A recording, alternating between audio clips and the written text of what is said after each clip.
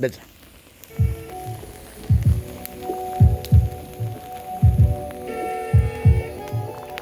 یه دقت نکن.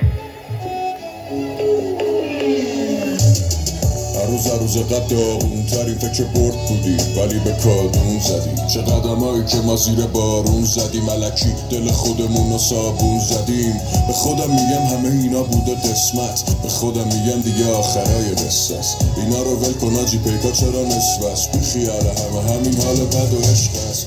چقدر گفتم اگه راه داره برگرد، تکسایی دادی که جفت چشامو ترک کرد. تبدیل شدم به یه پسرک که شبگرد، همین شبگردی ها بود که پسرک کمک کرد. تو دور و زمونه تراولا معلومه به چشم نمیاد دیگه مرام ما انا لله. بزا برن همه دور شهر نزن، بازگشت همشون به سوی ماست. زیر کلی فشار میکنه بدنم درد، بهترین رفیقم جلو خودم قدلم کرد. انتظار نمیرفت کسی آرومم کنه، ولی بجاش تو سختی ها ننم بغلم کرد.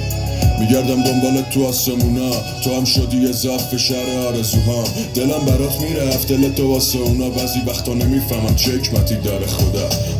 واسه ما تموم شده فصل عاشقی، کل وجودم رو گذاشتم آخه واسه کی؟ میرسید تنها به طاقتم به مرز پارگی، بلدی تنها به نقش شده رو بد بگا بدی. یاد چشات یه درد عمیقه، یه جور رفتار میکرد انگار برده خریده. سرش بد گرمه دلش سرده عجیبه، کار دلم تمومه این دفعه ضربه دقیقه.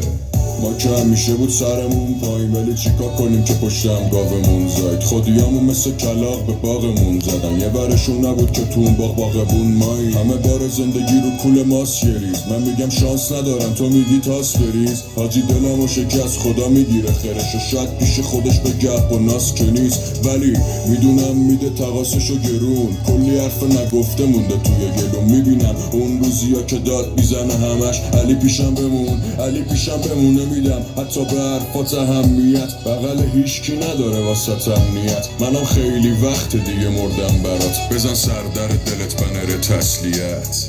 رابطمون راه آشتی نداره، خدا باید ریشه نفرتی که کاشتی دراره. منتظر نباش کسی تو رو برسونه بهم، شهر دلم به سمت تو دیگه تاکسی نداره.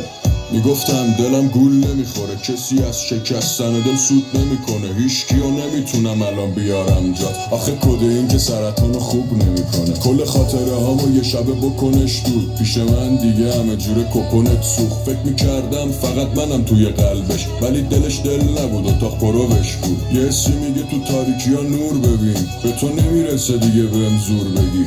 الان جاش نی رابطه سمی برا من، حال خوبم و فاصله دور ببین.